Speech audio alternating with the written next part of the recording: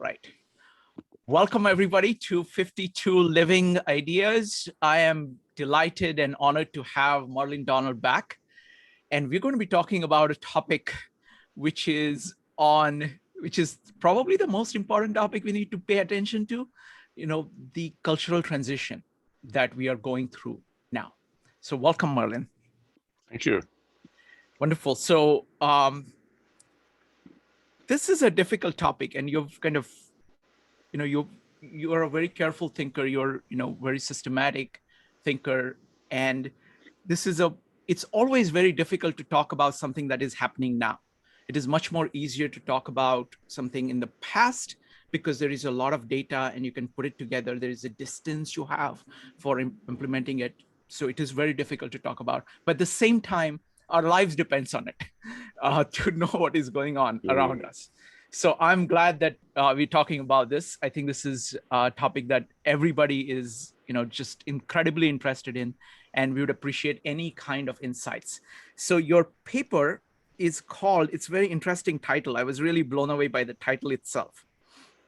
So your paper is called Self-Programming and Self-Domestication of the Human Species. Are we approaching a fourth transition? What do you mean by self-programming and self-domestication? Well, they're both big topics, but basically, self-domestication has been, of course, a hot topic in biology recently, but it's also applicable in the case of culture and cognition, I think. And it's simply the idea that just as we have domesticated vegetables and certain species of animals by selective use over a long period of time, we've done in many ways the same to ourselves. Human beings have been in charge of their cognitive ecology, the world in which the mind has to function, which is mostly other people, for a very long time. On my estimation, certainly 2 million years, possibly more. And so that process gradually means that the environment that we're creating is determining the kinds of adaptations the brain undergoes, and that's been going on for a long time. And that idea is implicit in the theory that you may be familiar with about the earlier transitions of humans.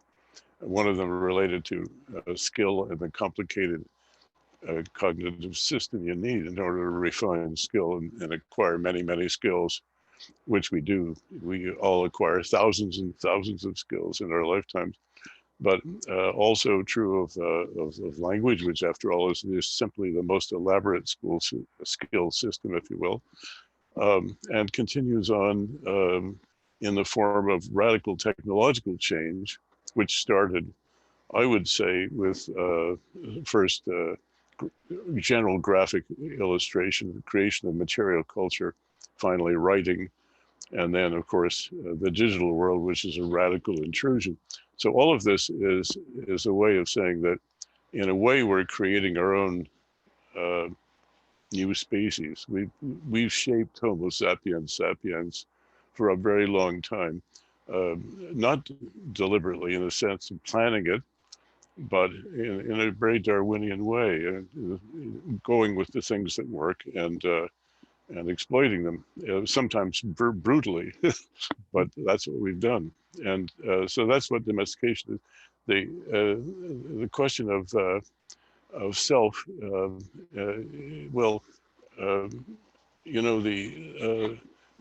self is a fairly modern concept.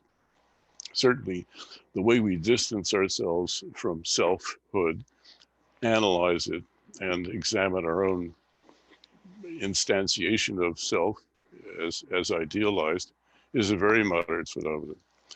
And we have shaped that idea as well. So that's essentially what I'm saying. Very good. In the next section, you talk about the sharing mind, the collective visionary function. Can you talk a little bit about that? Yes.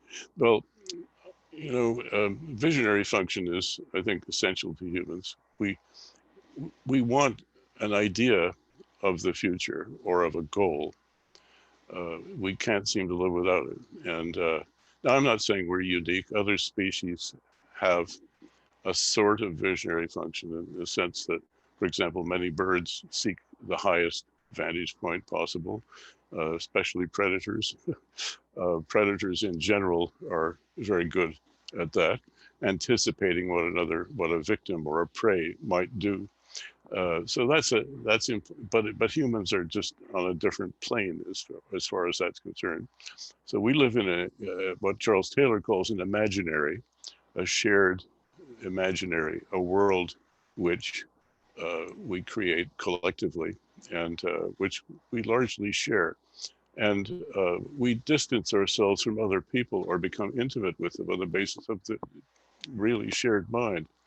So if I determine that somebody shares a great deal with me, I'm willing to usually get closer to them. Whereas if I'm not sure about that, I might keep a distance, right? And that's universal. I mean, you come across somebody with similar interests and you light up and so on. But if it penetrates further and further, as for example, my wife and I have been married for 56 years, well, you can assume that we have a fair amount of shared mind on that basis. And we wouldn't be together otherwise. So that's very much the case across cultures as well. So shared mind is a unique thing with humans because we have so many different ways of sharing mind, which animals don't have. Uh, that's essentially what I was saying in that section. Those mind sharing cultures are almost by definition within my own theory sharing on three levels: the mimetic, the mythic in terms of the narrative, and the theoretic in terms of abstract ideas and governing ideas that allow us to do things. Got it. Now, the way in which minds are shared, how does that change with technology? So, for example, when the invention of the press and the printed book, Oh yeah, or invention of television, how does that the kind of pattern of shared? Yeah, it has a huge impact, of course, in terms of the number of minds you can share. But the basic tools are not really different. That is, when you're just talking about a father and a son, or a mother and a daughter, or whatever within the family, you share mind initially, mimetically. The child learns, assimilates the culture of the family, which includes nonverbal gestures, the way you acknowledge authority, age, whatever, where you don't acknowledge just how you behave day to day. That's mimetic. It's all mimetic. Your identity as a child is a mimetic thing. You observe other people. You assimilate. You notice similarities, and so on. It's a very analytic process in the mimetic sense. When you get to the narrative, it comes a bit later. Children don't construct their own narratives until age 4 at least, and you get a different tool, if you want, at your disposal for sharing mind. That becomes, of course, very elaborate.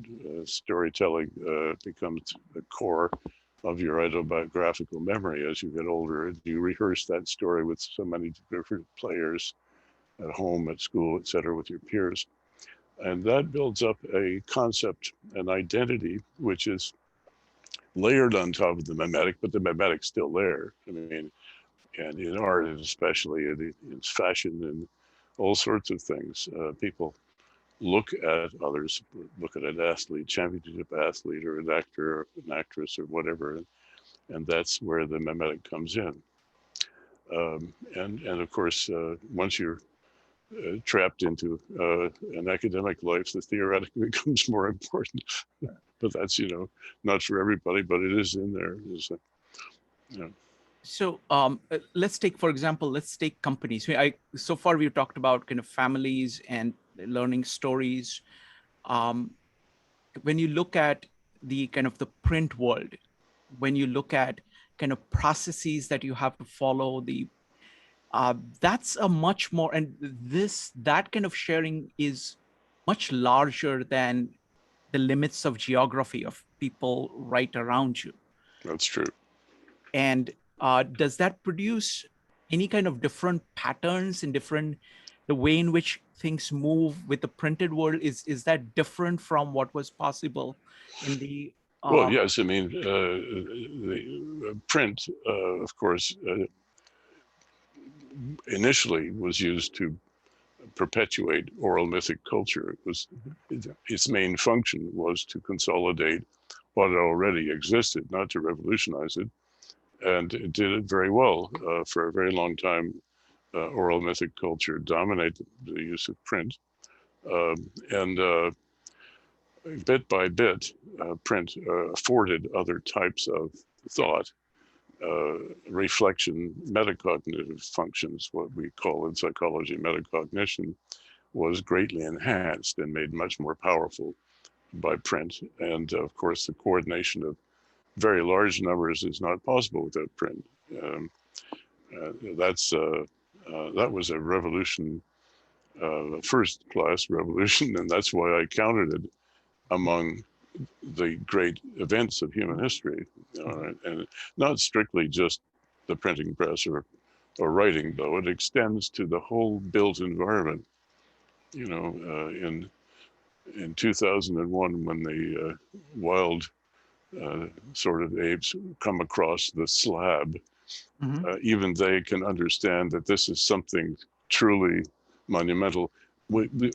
The hard artifacts of material culture are enormously informative in themselves, and they contain a great deal of information which surrounds us. Many tools, many machines, without explicit instructions, nevertheless tell you what they might be for. So that should be counted as part of the revolution, the exographic revolution, as I called it. It's much more than just writing, but of course, the written word, and especially the alphabet, revolutionized it because it made it so much more accessible to so many people. What about the next stages of, like, for example, television? How does that change? I mean, how does the pattern change? In some ways, it was a regression to oral mythic. I mean, because we went back to face-to-face communication and so on, and you can say the same thing of the internet to a degree. Who knew that in let's say the year 2000, that the main use of the smartphones would no longer be business and science, but sending photographs back and forth.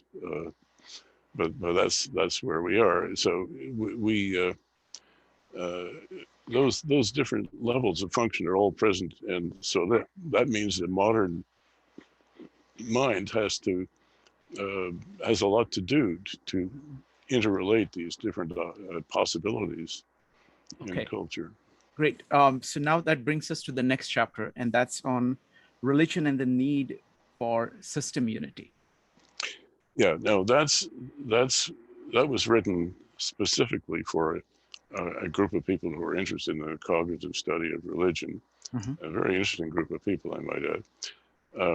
But religion, if I had to note anything about religion, I think that's absent, let's say, from most other activities that people do cooperatively, including political activity. Is that most of the major religions have a sort of totalizing unification about them. They tie together everything at all levels if they're successful. So the most successful religions have a tremendous mimetic element in ritual and in costume and in dance and sound, all sorts of different things that get thrown at you in one, and especially in art. Art, I think, is at the core of religious experience forever. Both performance art and visual art and auditory musical art and so on. It's at the core, so that's an essential function. And the next level, the narrative level, all of the religions have a tremendous narrative element, and the great and unifying religions have universalist type narratives that Mhm. encompass all kinds of ideas. And this not to be underestimated. Many scientists vastly underestimate the power and complexity of narrative knowledge, you know. And finally, the theoretic, well, Christianity, of course, has a tremendous element of that in theology and in philosophy, going back much earlier than Christianity. Christianity itself was really a fusion of, I would say, Greek, especially Greek philosophy, although other things too, with the Mesopotamian traditions Mhm. epitomized in the Old Testament. Mhm. I think I say Mesopotamian because most of those traditions, Jewish traditions, came out of the Mesopotamian Jews, not so much the ones down in what is now Israel. Mhm. So you had this uh, tremendous uh, number of different ideas converging. Zoroastrianism out of the Persian Empire, all sorts of different converging influences that worked its way through over the years in the tradition. And eventually manifested itself in very complex theoretical ideas that gradually evolved into modern science, at least a branch of it evolved into modern science.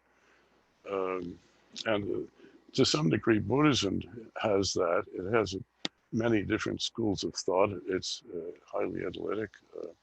So I'd say it has an element of the theoretic in it as well. So a coherent religion puts together so many different levels of knowledge and tradition and practice that it has a power that nothing else has. I think ideological ideas are very limited in their reach, and unfortunately also uh, lack the personal element that religion has another function, which is sanctuary from the system. You know, as one of the great virtues of both Islam and Christianity and Judaism, that it provides a haven from the insanity of political secular life, you know, which is a very powerful thing. And it's only effective because it works on all levels at once if it's successful.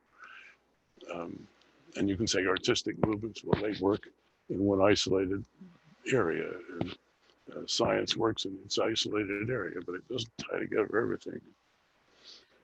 But now, how has the role of religion changed over this entire time frame? Since, let's say, right, after post writing. So, for example, in the early stages, religion is the dominant integrating view. Yeah. What has happened to it between then to now? Well, it's an interesting question. I mean, it's been obviously sidelined in the last 300 years since the so-called Enlightenment, which I question as the wisdom of enormously. But anyway, the Enlightenment is often touted as the breaking point, and the whole Western world decided that they would redefine this new movement as Merlin, secular. Merlin, the mic is touching. Yeah, that's good. Okay, sorry about that. I didn't realize. So I think in the Enlightenment they were pushing hard to move away from religion. Of course, France became explicitly secular, and the first thing they did was construct a secular religion, complete with symbols mostly borrowed from classical antiquity. It was really quite funny if you look at some of the proposals in the early 1800s. But they discovered they couldn't live without it at the same time as they decided they jettisoned it. So there was a tremendous period of debate and conflict. I think the change is partly it's a power shift from one system to another, and a relabeling of all the old stuff as religion. But there's no way that, for example, modern feminism is not a religion, or the various many movements of in its intensity and in its activities, but it doesn't have that heft. It doesn't have ritual. It doesn't have the calendar now is all over the place. It's not determined by any single factor. Okay.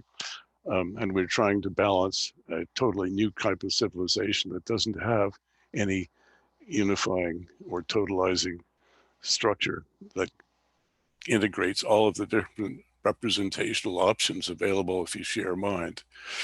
So that's a real shift, and it means that we don't have any like modern religion really that has anything like the presence of what religion had 200 years ago, 300 years ago.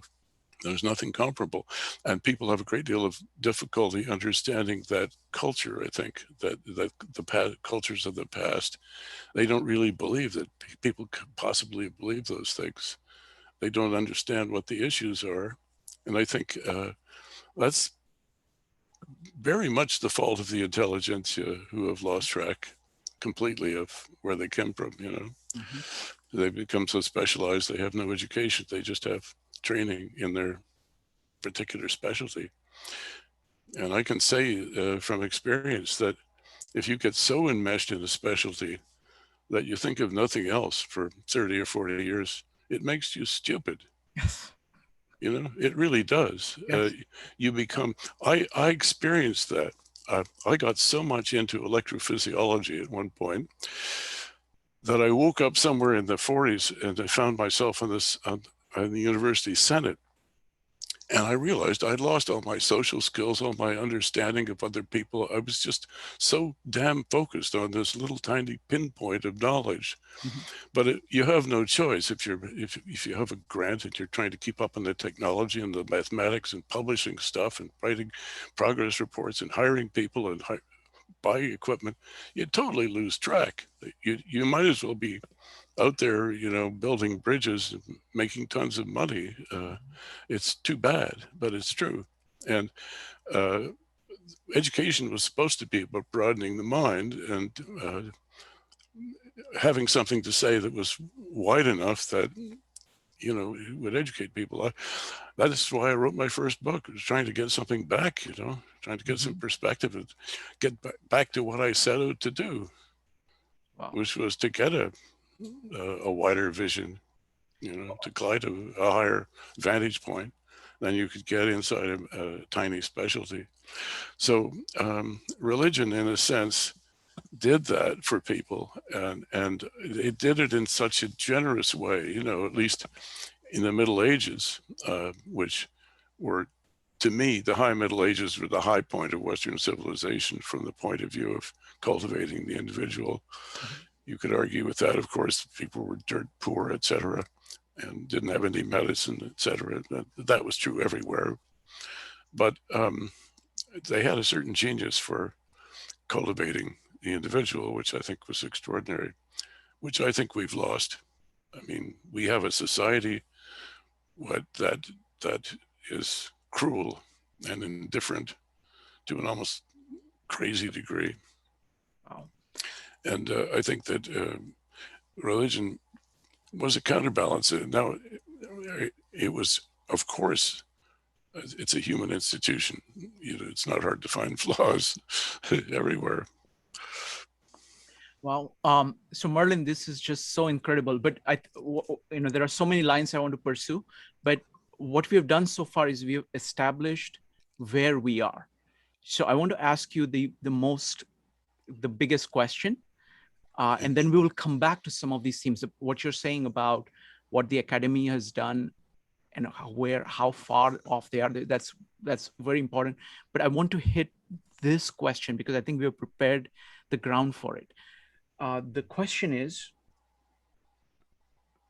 what trends do you see for a fourth transition?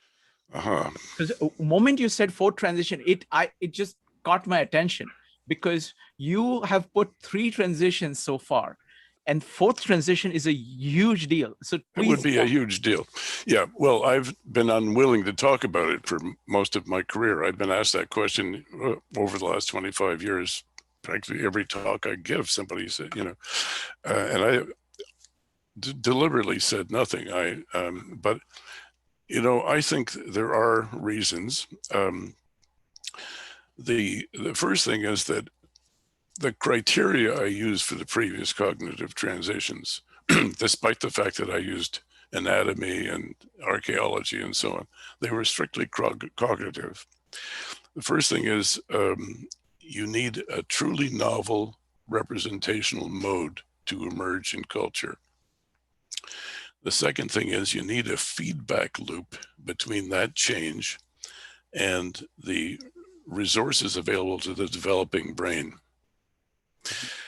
That might result in an epigenetic shift, all right, which did happen in the previous cognitive transitions, including the third, because that's what writing did. It created the literate brain, which is a different brain from the pre-literate brain, if you want. And then finally, you need a major reset of the interface system and the resources that it provides to the individual, all right? And I think there are signs that that's happening. In the case of machine technology, the presence of smart robots and machine intelligence that is quite an alien type of mind. It's not like our minds at all. It doesn't involve meaning, for example, or semantic memory or anything like that. I think that's a radical change. Will it come up with a new representational option for humans is the important thing. There are new representational options for machines. Are they available to us? I don't know. That's an interesting question. But if you look at the total cognitive system, which includes technology and culture, I call it the hybrid mind. My second book, by the way, was originally called Hybrid Mind, but the publishers didn't like the title. They thought it was too dry. So we went for Mind So Rare, which is a very nice title, but I mean, it was about hybridity. So that's a major change. I think the other thing is that there's a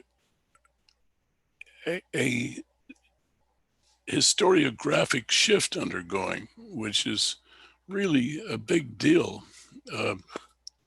Our relationship to the past it's quite unlike anything in the past, in past history, including recent European history. There's just nothing like it. So that's a big deal. Cognitive decentering. If you want, disintegration of the self. These are all things that are potentially radical. I mean, they could completely change the nature of human culture and human beings. And of course, we are talking about cognition, so it's problematic. I am working on it right now. I haven't elaborated beyond the paper that you have, but it is a topic that I'm very concerned about, interested in. Okay, so I want to say a few things. I mean, firstly, there are few people who are in a position to comment on what is going on. Okay, and you are one of those few, because most people, you really need the entire historical background of where human beings have been.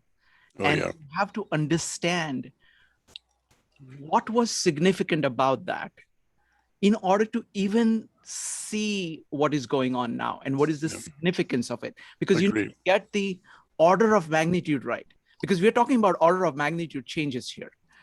And only somebody with that kind of background. What you're saying about the academics is unfortunately true. Most people are so narrowly focused that they don't have any way of getting a perspective like this. On top of that, there is a war between the humanistic tradition and the scientific tradition. So anything that would get somebody to actually look at a human being at a very deep level is rebelled by, quote unquote, the scientific approach in some way. So there is that tension. So it's very rare to find somebody who has enough sympathies for both, and you need that too. So you're a rare person amongst the people who are there. So I am really glad that you're speaking out about it, because if not you, who? uh, and the thing is that it is not unusual. I mean, firstly, it is very hard to do. No matter how much knowledge you have, it is very hard to do. And you can only put it down as say, this is the best as I see now. And I'm going to have to keep modifying it as I get it. But to get the conversation started, Merlin, I think this is just huge. This is just huge, because it is really what we need to do in order to achieve self-awareness of what we are doing. Because we have unleashed forces which are enormously powerful, and they can go in any direction if people are not watching. And it's not enough just to pay attention, but to have the context, the entire context of history, to be able to evaluate that. So even if you do not have the full answer, asking the right questions and putting something down, I think is a huge, it's a huge service to all of us. So firstly, I want to say thank you. And I'm really grateful that you're talking about it, because, maybe I might be able to do something like this 50 years from now or something like that. I cannot do it now. Okay. So what this does is that it gives me a jump start on figuring out and saying, and the thing is that human being is an amazing being. And just like we can get caught up in kind of negative sweeps with TV and social media, this digital technology of actually connecting to each other makes possible actual communication between good minds who are trying to do the great thing. So the scale, the leverage that you have of impacting, actually making impact in a relatively short period of time, because everything moves fast now, both negative and positive. So I just wanted to tell you that I'm really grateful. I'm really honored. And I think you're doing the right thing, because this is the best thing that you can possibly do. This is like a culmination of your work. Well, yeah, I mean, yes. And it, one of the concerns I have is that there's been a hard constraint on cognitive technology up till now, which is the so-called conscious capacity of the individual person. And that has been sort of, when I say a hard constraint, you can't design, if you don't meet the design necessity of reaching the individual, you don't sell anything, right? You can't sell any machines that do that. So it's been a hard constraint on that kind of technology, including writing and including smartphones and so on. You have to design it. You have to human factor the machine. I think we're entering an era where that hard constraint may be removed. And this is what really concerns me, is that if you remove that hard constraint, you have now systems that are so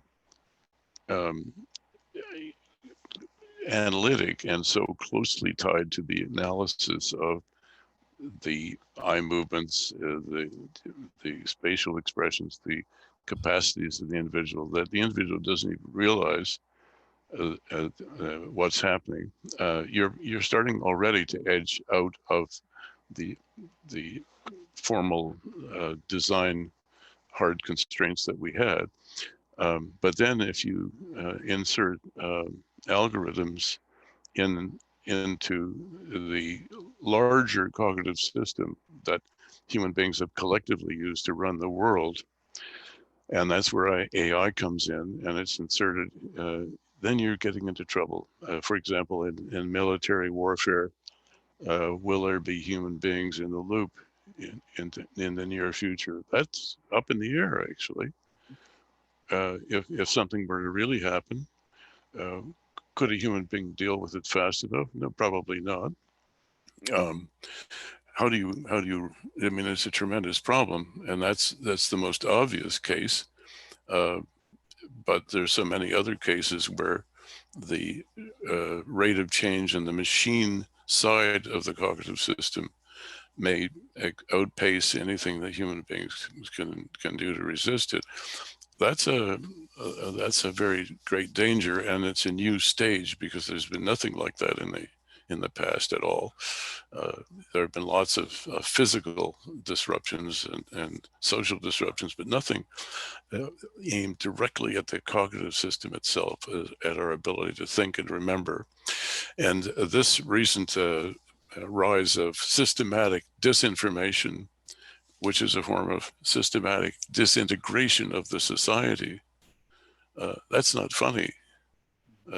To me, uh, that's treason of the worst kind, but not in the sense of to nationalistic concepts, to the concept of society in general, of the function of society. It's enormously subversive. So our legal system has to react. I mean, there's so many things up in the air right now that concern me. I'm not concerned as much about the kinds of problems that are in many books right now. Jaron Lanier, for example, or Nicholas Carr, or many other people who are brilliant in analyzing the way people are being made perhaps more shallow, or how their attention is being captured, or they're being watched all the time. Well, that's a concern, but it's not a radical shift, because I mean, if you lived in a Stone Age culture, you were watched all the time. There was no privacy, so it's not. But this is a radical shift. If you have that hard constraint on machine cognition that existed, and on the relationship between the human and the machine, that's a big deal. That's a really big change. And the disintegration of selfhood, and the lack of any unifying, totalizing system that will achieve the same results that successful religions achieved for ordinary people. That's that I don't know where that's going to come from. I might say that I know that, for example, Islam is enormously successful as a system for many ordinary people. It's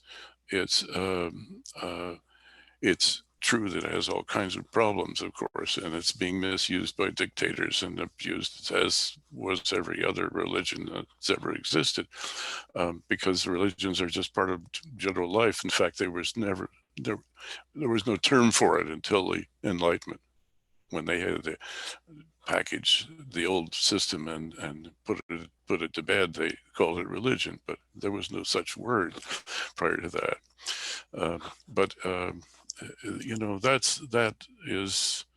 it's a problem, because when you raise a child now, what are you raising it to fit into? What kind of a society or system?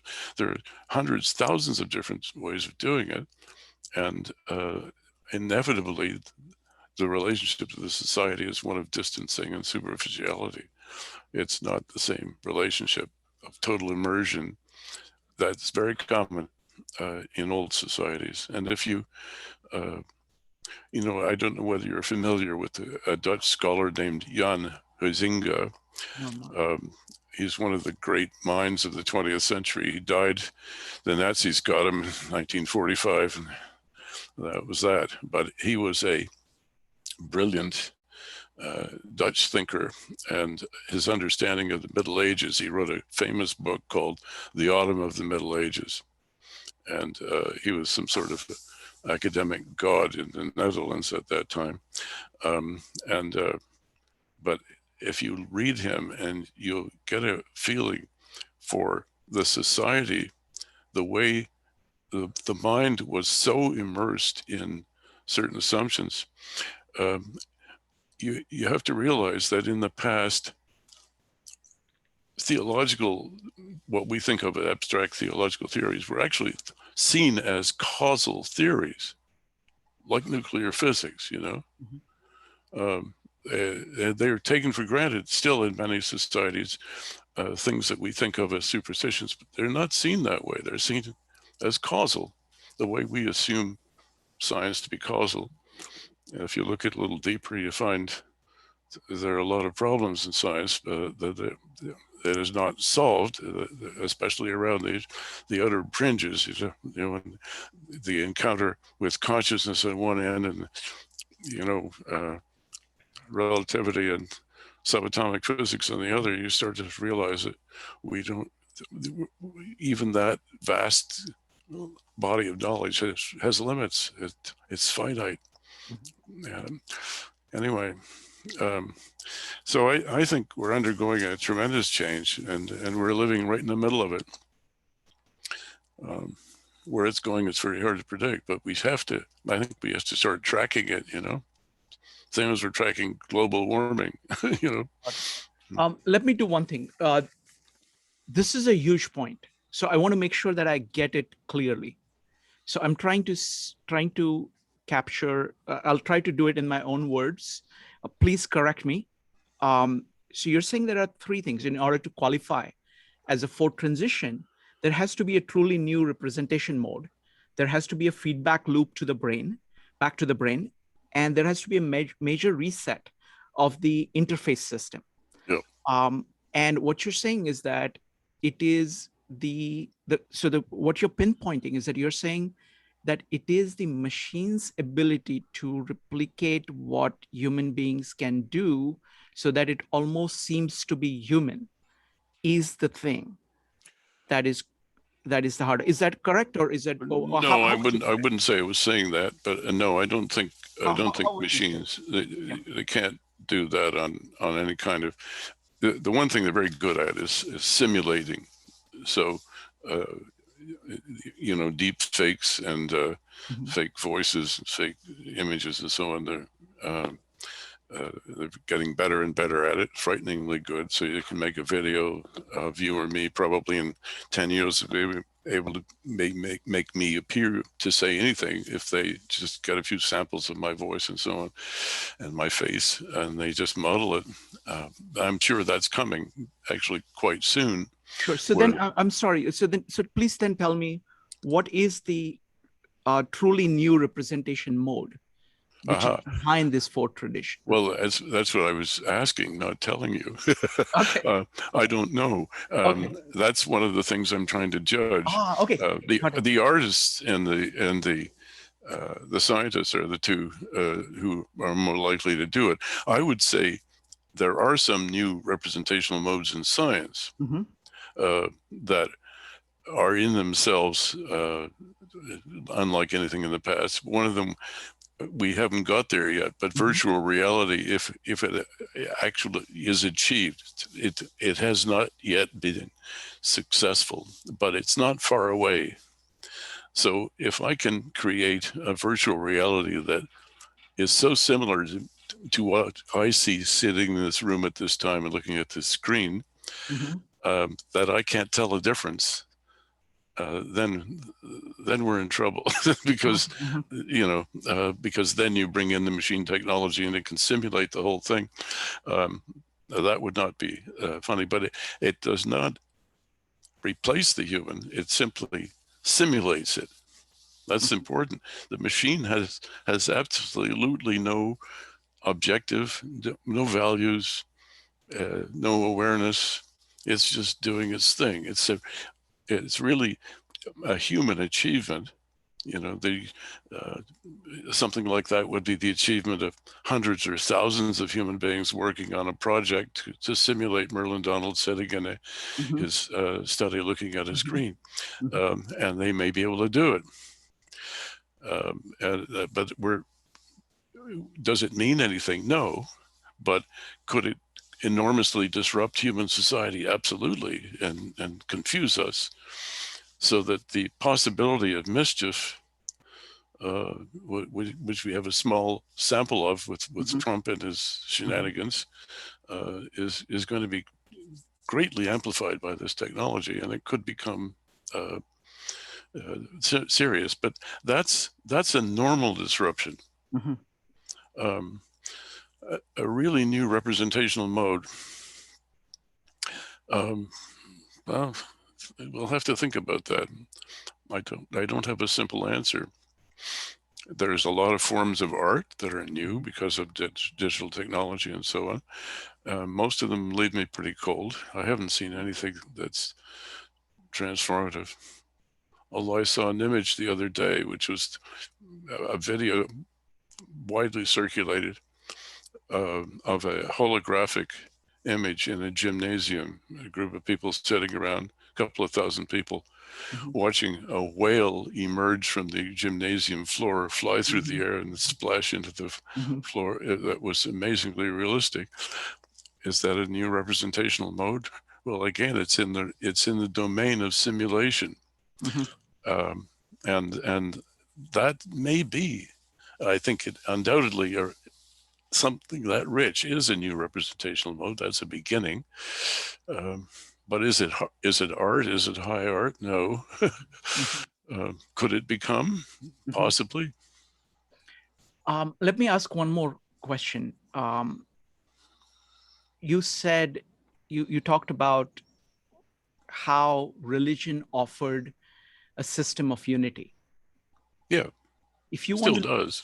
I mean, if you're willing to yes, but it, give it did over to it, it did that for a very large number of people, so that Mhm. provided a Yeah, common, common yeah. values, common Mhm. knowledge on which they could build. Um, is there any movement in that direction that you see in the world today? No, in fact, the radical thing about activism is that they're usually one issue activist movements, and Mhm. they're so uh, absorbing, and so just with the organization and the media aspects and so on, that there's no room for anything else. So you see people who are activists sitting there just waiting for an opportunity to get their one line into a bill, or uh, uh, you know, I don't know, a concert or something, that and get attention for their issue. And of course, it leads them to exaggerate the importance of the issue, to exaggerate the number of people interested in the issue.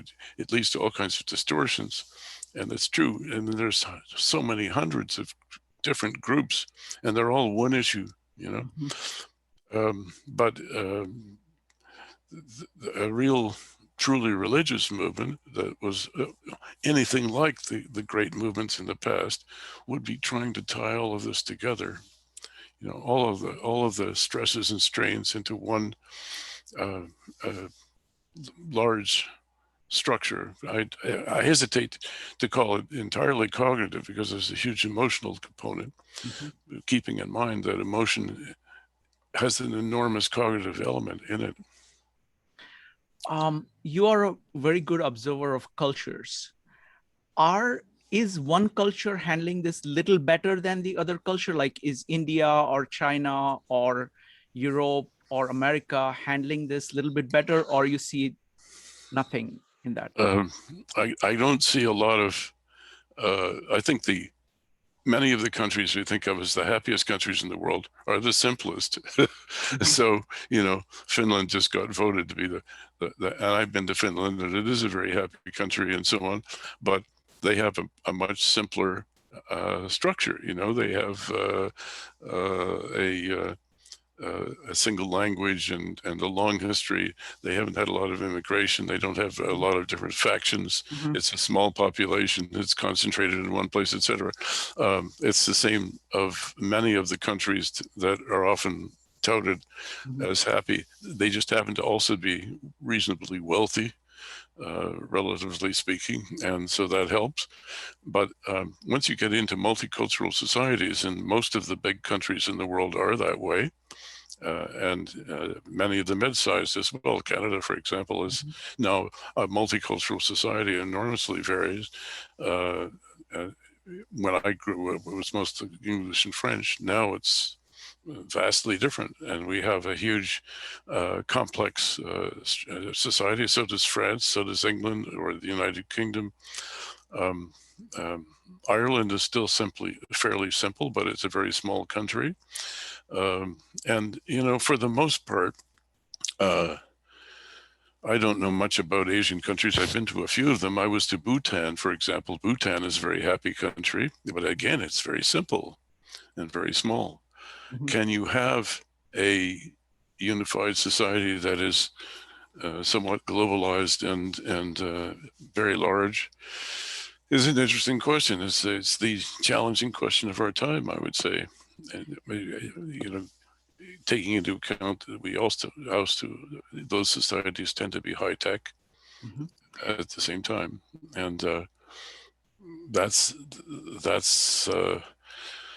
presumably, hopefully, will be an incentive for change of the right kind, of social change that will provide a different value system that will allow us to tie it all together. It's tough. I mean, it's a really tough challenge, but it's a fact of life now. And India is very experienced at this. They've lived with great diversity for so long.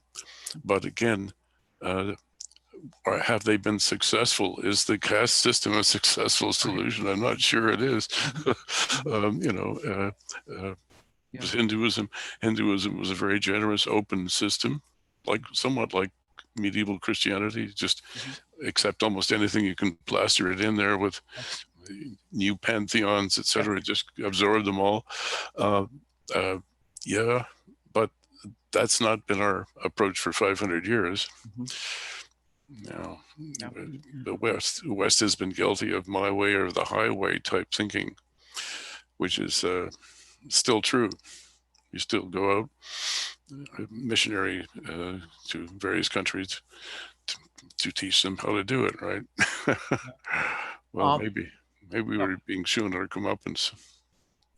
Merlin, firstly, you know, I think just raising these questions is a huge deal, because then all of us can start thinking about it and building on it. So what we're going to do is there are some really great people on this call. So we're going to do breakout rooms so we can discuss this amongst ourselves. So folks, the rules for the breakout rooms is please let everybody talk for 2 minutes about what they have gotten from the presentation so far. So then you can discuss it amongst yourself. When you come back, you'll have a chance to ask questions to Merlin. All right, I'm starting the breakout rooms now. They're going to last for only 20 minutes, after which we're going to come back here and we will do Q&A. So Merlin, you're going to be in one of the breakout rooms. Okay, I'm starting the breakout rooms now. Okay. Jean, Bill, Kevin, Mike, and Joe. Jean, what's your question? Yeah, my question is, we were very lucky to in the same room that Merlin. So we're talking about happiness and also education system. I think it's a great, so we all, you know, understand the education system. I think Merlin mentioned about the people are not happy because they're very competitive. That's what I experienced with my kids in high school. And it seems they make the middle school and high school about go to college. They're like in middle school, they have to run between 7 different courses, 5 minutes between each course. It's like they should learn their social skill. Where are they going to learn their social skill with 5 minutes between each course? There's no social time, and lunchtime is limited. And it seems high school is about how to apply for college.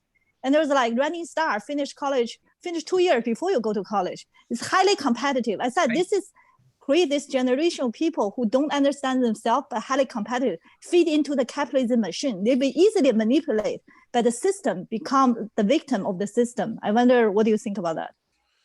Well, I think that's absolutely true, that cranking up the level of competition cranks up stress. And at some point or another, that makes people unhappy. It breaks them, can even break them completely, and later in life, or it can drive them to drugs or whatever. And I don't necessarily mean hard drugs, but things like tranquilizers and ADHD pills, which is one of the great scams of our society, and so on. Those are very unfortunate spin-offs of the absence of a better value system, and I think that could be handled. We'd have to also introduce our captains to industry to something called ethics and morals, which have been proudly abandoned by the neoliberals as irrelevant. But it's time to completely turn that down and tone down the level of competition and so on. It's just insane what's going on. And people, that alone would go a long way, I would think, towards making people at least a little happier. Thank you. Next up is going to be Bill, Kevin, Mike, Joe, and Dave. Bill, go ahead. Merlin, I have a really short question. You talk about the potential fourth transition. You talk about the challenges and threats facing us today. And as you talk about that, you say the word we quite a lot. We need to do this. We need to think about that. My question is, who is we, and who gets to decide who we is? That's a good question. I mean, and individually, we all can try to act. We're fighting a political system that is very resistant to change. It has been captured by money, but that's a very bad situation. But if, in our small way, we can all make a contribution if we think about it, and we, in our own activities, we try to do the best we can. I mean, that's the way, that's all we can do, right? I mean, and perhaps there should be a more organized approach, more centrally organized approach. And if any of you have the resources and the youth to do that, I'll welcome it. I'm just throwing ideas out there right now. It's the best I can do. Thank you. Next up is going to be Kevin. Kevin, what's your question? Yes, thank you. Merlin, you mentioned Bhutan. I'm glad you mentioned that little country, and they live tiny area. They has own culture, live happy, their own. My question is, how can we learn from them? What can we learn? Why they can live a happy life than we do? So Merlin, he's asking about Bhutan, and saying what can we learn from Bhutanese? I didn't prepare for this. I have to admit that line of thought, but if I went back into my notes, I think I would be possibly able to find the names of some of the people who've written about this. It was a fairly big deal about 10 years ago, the Bhutan campaign for measuring the economy in terms of happiness, and it got a lot of attention in the press. And I think if you did a search, a Google search using sort of Bhutan happiness, you'd probably find a tremendous number of sources. That's the best I can offer right now. Thank you. Mike, what's your question? My question concerns that not so much individuals, but how all this media can assist in collaboration. The concept of language allow people to collaborate one-on-one, written, expanded. And all of these things we've had since then, from television and radio, Gutenberg, expanded it a little bit. We're now at a point where we can have algorithmic collaboration between groups of people and maybe even machines and groups of people. How do you visualize that? Do you have it seems like your paradigm kind of supports that.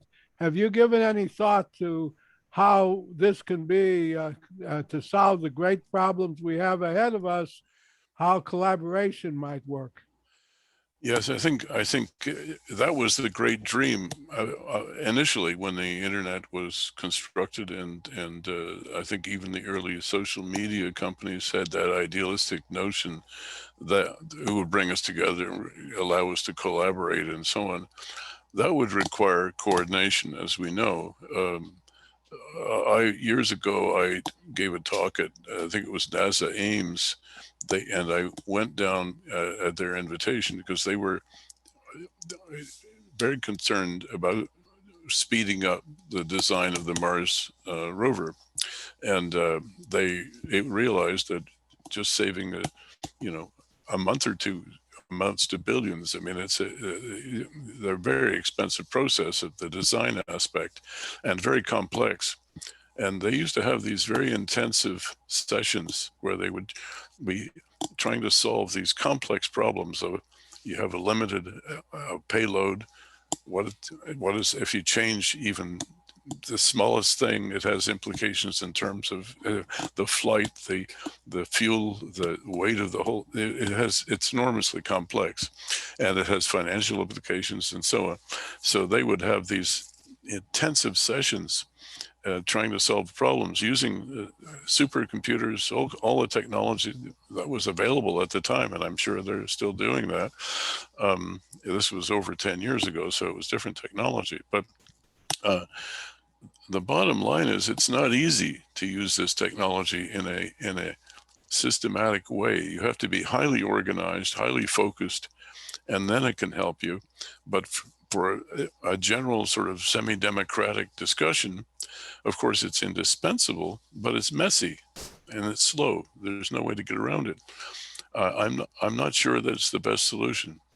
That's best I can say is that I think I understand why people at the top of large organizations sometimes prefer authoritarian solutions and secret meetings and so on, because you can make fast decisions. I mean, the Chinese can decide, okay, we're going to build 200 subway systems. You can start tomorrow. Well, we can't do that here because there would be a tremendous free-for-all for years fighting over who would get priority, where the budget would come from. To meet a sort of happy medium between those two systems is the magic trick that we haven't mastered, and I certainly haven't. But yes, I think this technology is essential, but how to use it is the question. How to organize to use it. Thank you. Next up is going to be Joe, Dave, Laura, Madeline, and Edwin. Joe, go ahead. Yes, thank you, Mr. Donald, for joining us. And I was fortunate enough to have Mr. Donald actually in the group with us. One of the things that we discussed was how the goal of education should be the development of human potential, and how specialization actually has a negative impact on the development of human potential. Specifically, that students are unable to extract generalized principles and apply them to other areas, ultimately finding where they kind of fit in, or what the best position that they think that they would like to pursue. But this also triggered something else that Mark Stallman had mentioned about 2 or 3 weeks ago, how half the people born today won't have jobs in I believe, or won't ever have jobs, won't be working. And I think that this is specifically really important for one reason, and I'll link it to happiness, is that if you don't understand what you like to do, and you're not fully developing your potential, and you're only specializing in something, that your likelihood to be happy is far less than it would be if you actually start to learn what else is out there and identifying what is best for you. So could the key to finding happiness in America, because we talked about some of the, also in our breakout room, some of the obstacles with maybe measuring happiness that may exist with the United States, but the key is focus more on the development of human potential and less on specialization, and helping people identify what is best and most meaningful to them as a way of actually improving the happiness in our culture overall. That would be my only comment. So, Yeah, thank you. well, if I could comment on that, I'd say that I think it's all well and good to aspire to a happier culture. I think I agree with that. A less aggressive culture, less violent culture, etc. But on a deeper sort of spiritual level, it's an interesting question whether happiness is a legitimate objective in its own right. That is, it's kind of a state that is achieved only through very complicated relationships, and you have to conquer some very difficult times and so on. It's part of life, so we shouldn't delude ourselves that we can avoid all of that. Definition of happiness is a real problem. I mean, you can't be happy all the time. You'd be crazy. You'd be ready for the loony bin if you were happy all the time. So the question is, you don't want to be miserable and broken and so on. But the question is, what is it? And it's not a state of bland, sort of laid back attitude. I don't think it's that. The psychologist Csikszentmihalyi, the business theorist, had this idea of flow, which is very interesting if you're familiar with it.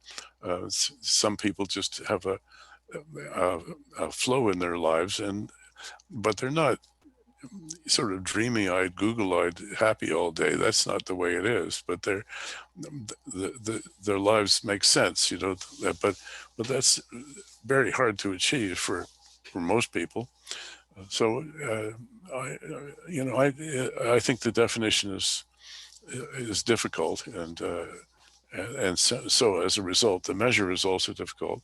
But I would agree that the current situation, with many people inevitably being unemployed, is potentially catastrophic. And the only solution, obviously, is a floor, a financial floor, something like universal basic income, which is just so obvious in a rich society.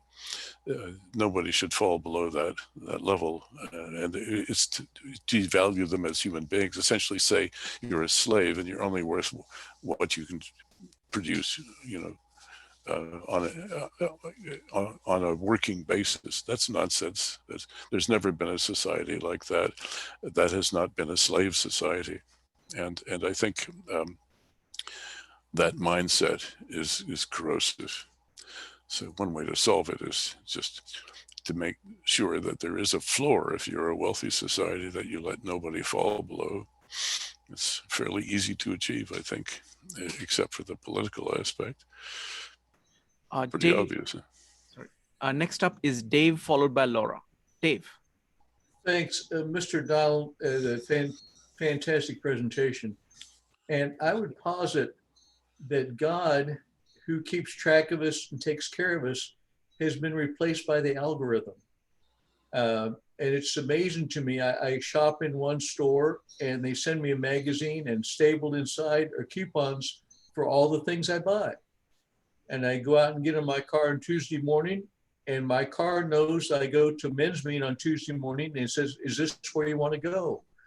And obviously, wherever I go, my phone keeps track of me with GPS and stuff. To me, it's not the point it's controlling me, but the way it adapts the knowledge, to me, is just amazing. It's actually, I think it's very menacing. It's very Orwellian, but Orwell never imagined the level of surveillance that exists today. I don't think he could have imagined it. It's my personal philosophy on that would not make the tech giants happy. I think that it should be flat out illegal to sell the personal information of anybody to any corporation, or for that matter, any individual, without the explicit agreement of that person to that transaction. There should be no global, I accept button to press that essentially gives them a carte blanche to do anything they want. The person should have veto power over every single transaction that a company like Google or Facebook makes with their information. If they were willing to agree with that and somehow their business model still worked, that would be fine. They'd stay in business. Otherwise, they'd go to business. I wouldn't miss them 1 minute. I think they're in a position that AT&T was in many years ago, holding a virtual monopoly on an essential function of society. They should be broken up and essentially nationalized in most places. And they should not be outside the rule of law, which means that since the rule of law does not extend beyond the nation state, each nation state should have absolute control over what they do. And it's that simple, that globalization was just a huge movement to get around the law, to get outside the law. So essentially, they're doing what the pirates were doing in the 18th century. It took the British Empire, 3 generations to catch up with the pirates, right? Because they relied on the pirates the way the US relies on Silicon Valley, to monopolize the world's communication systems. That can't last forever, obviously, because it's outside the rule of law. They are not paying any taxes. I mean, it's amazing what's going on. The biggest con of 200 years. But it's essentially, if you want to control piracy, you've got to do something about it. And the law is the way to do it.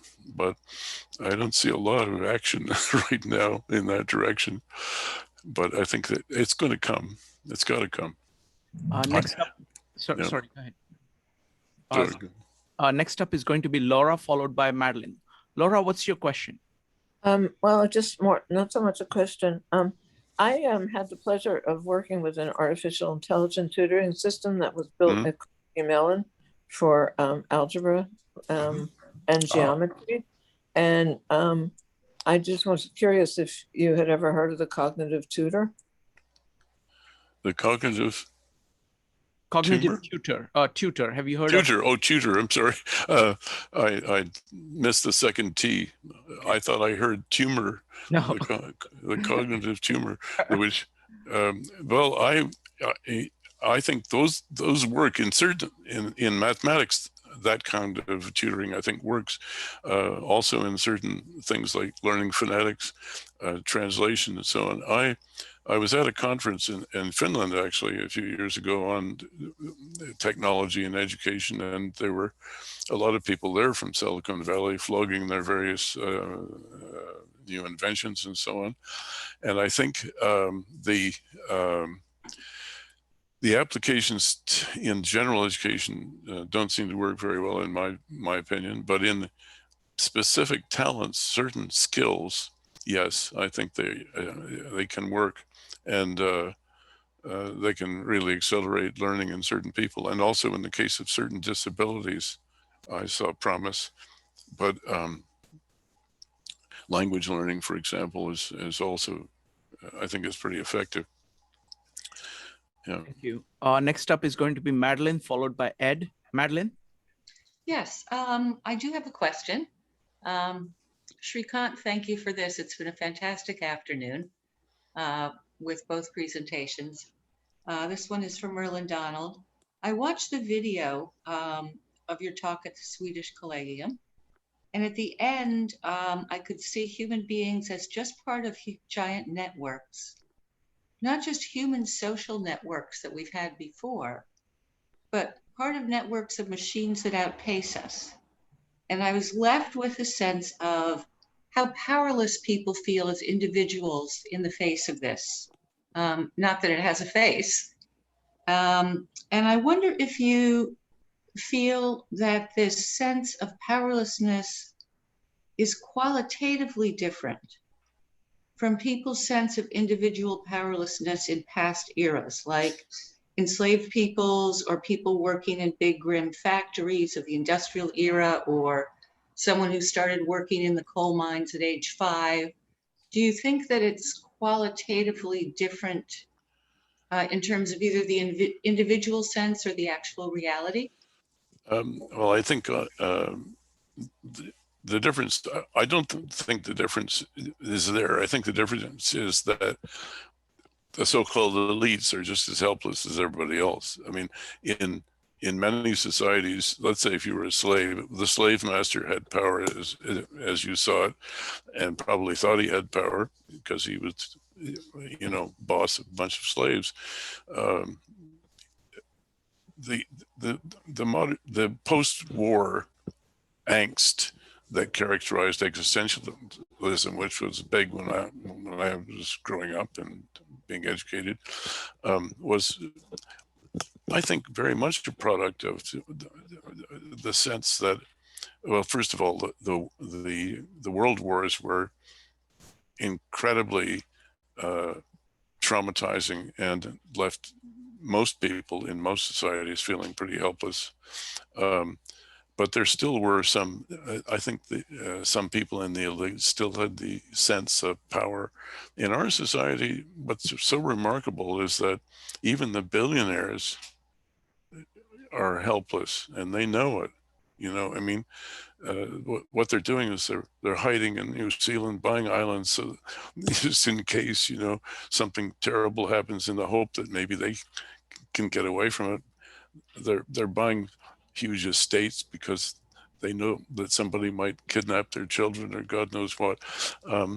Nobody has absolute power anymore. Even Vladimir Putin doesn't have power, or Xi in China. You know, in that sense, they have to constantly be on the watch, and so it's very difficult to operate in that kind of environment. And I think we did a philosophy that is different, and of course some of the traditional religions provided that, right? I mean, Buddhism, Christianity, especially the more mystical aspects, the high-end aspects, they provide a kind of sanctuary or a kind of philosophy that gives you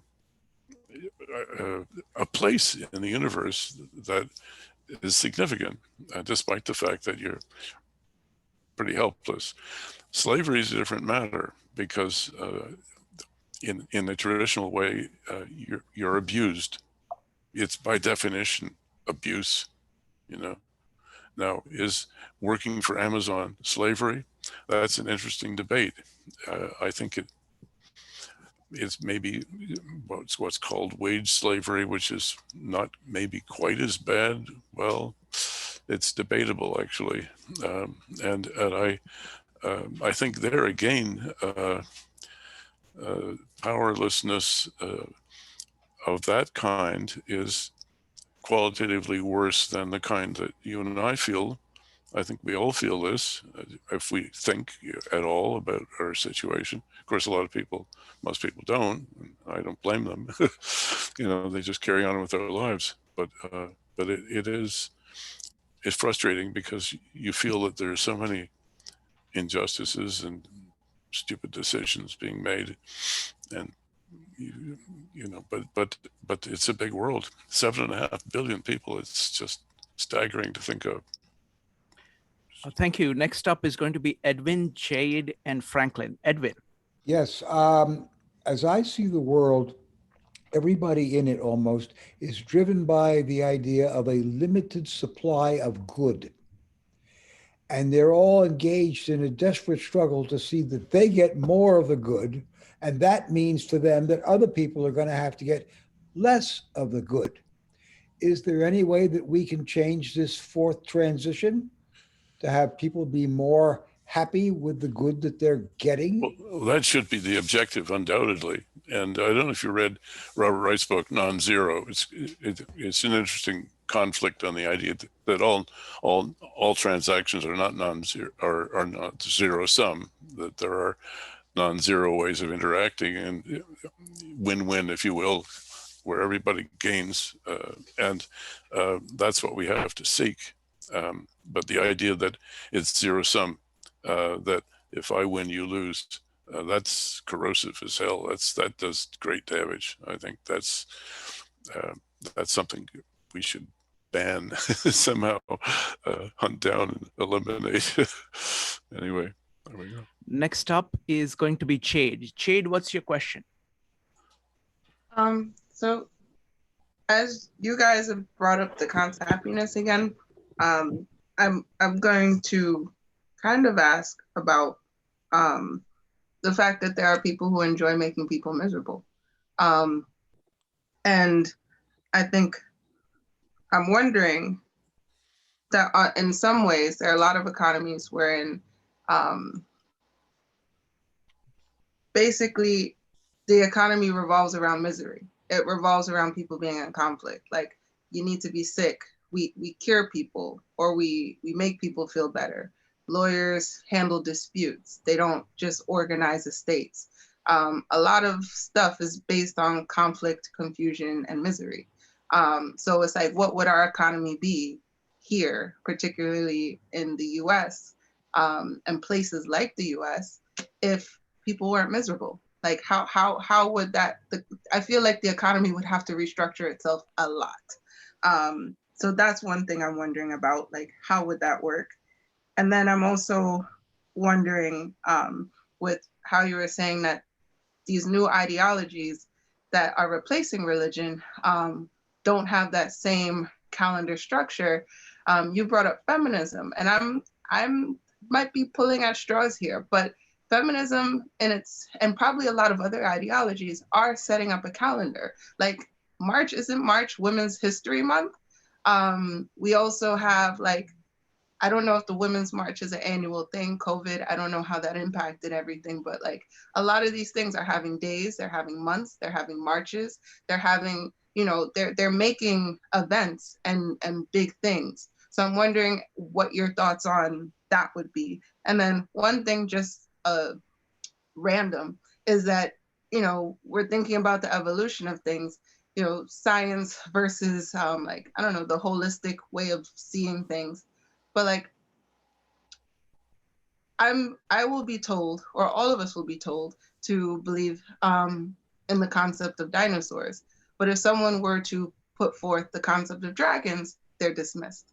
Right. I don't know. Structurally, they seem pretty similar. That one is just out there, just like kind of for fun, but also it's like, really, like a pterodactyl, but not a dragon. But hey, so your thoughts on that? Well, I think the first point about misery and if you want industry that profit from misery or that counter misery, that's a very complex question. I mean, I think, for example, hospitals are essential. We get sick and we're not happy. We are, modern medicine is amazing. It's the progress that we've made. I don't think most of us could live with the medicine that existed 100 years ago. We would find it extraordinary and difficult. And so that's a good thing. But prisons, for example, in the US, privatized prisons that profit from having more prisoners and keeping them in longer, that strikes me as a very bad idea. And there are, it's a very complicated issue of industries that help people as opposed to industries that make them even more miserable. And that's a variable. And when we talk about an economy based on sort of gross national happiness, as the Bhutanese theorists are putting it, I think that's something that's has to be taken into account. It's a very complicated issue.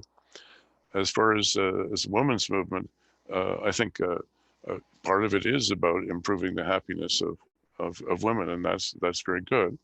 There are also other aspects to it that may be less positive, and you know, I think when you put it in the context of the needs of everybody in society, it makes a little it rounds out the philosophy of it. That's the only thing I would say about it. Thank you. Last one, it's going to be Franklin followed by Jeff, and then we'll close at that point. Franklin, what's your question?